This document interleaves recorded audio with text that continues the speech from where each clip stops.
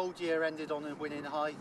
New Year's Day, you want another winning start to the year. Yeah, most definitely. And I've said before in previous interviews that 2015 has been a great year for us. I don't know what the stats are, but the win ratio in 2015 went through the roof, I'd imagine.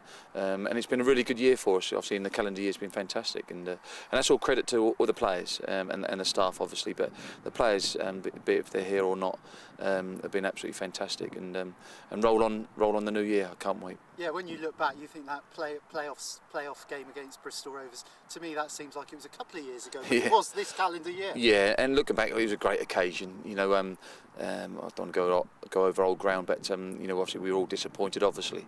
But to get there was fantastic. The biggest, the highest they've ever been, the club has ever been, obviously in league position, and it was a great experience for us. And I think we've took that on now, especially this season so far. We've took that on with that experience, and we're quietly pleased. I also think if I'd said to you at the start of January, at the start of the season, that you'd be second and really challenging for the title, you would have snapped my hands off. I would have done, yeah, both of them. And it's been great, and we know it's going to be a difficult year because obviously the teams that are in it, obviously with the Cheltenhams, the Grimsbys, the Eastleys, the Dovers and Wrexhams, Tranmeres, there's so many good teams in this league, and everybody can beat each other, and that just showed obviously on Boxing Day when we lost to Torquay. Anybody can beat each other.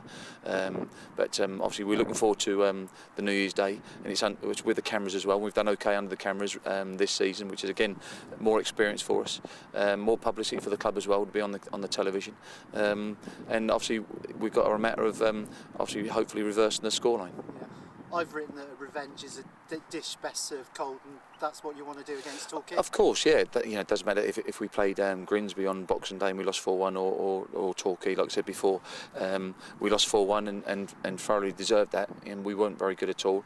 Torquay were, and I said before and after the game, and they deserved it, but that wasn't us at all. We bounced back unbelievably well against Kidderminster, and I thought the football we played was very, very good, and pleased to obviously score 3 goals and not have any concede, and we've just got to keep moving on and pushing forward.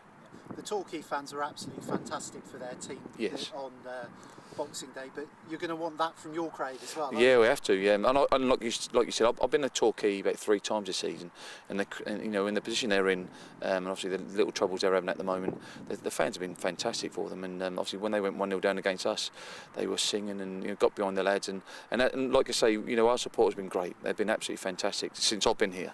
They've been absolutely different class, and but I'm always pushing for more. Like I'm pushing for the players more. I want more from the crowd and more from everybody.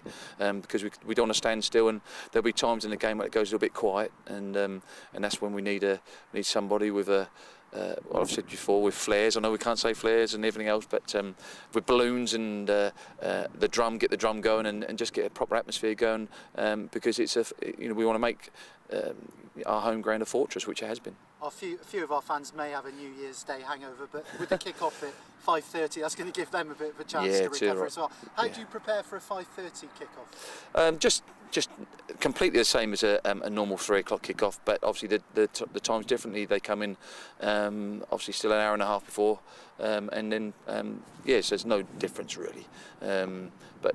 But they'll have a little bit of a lane, but the other side of the coin is Torquay got to travel 3 hours up, like we did on Boxing Day, and I didn't think that was a good, not great for the league to put us away to Torquay on Boxing Day.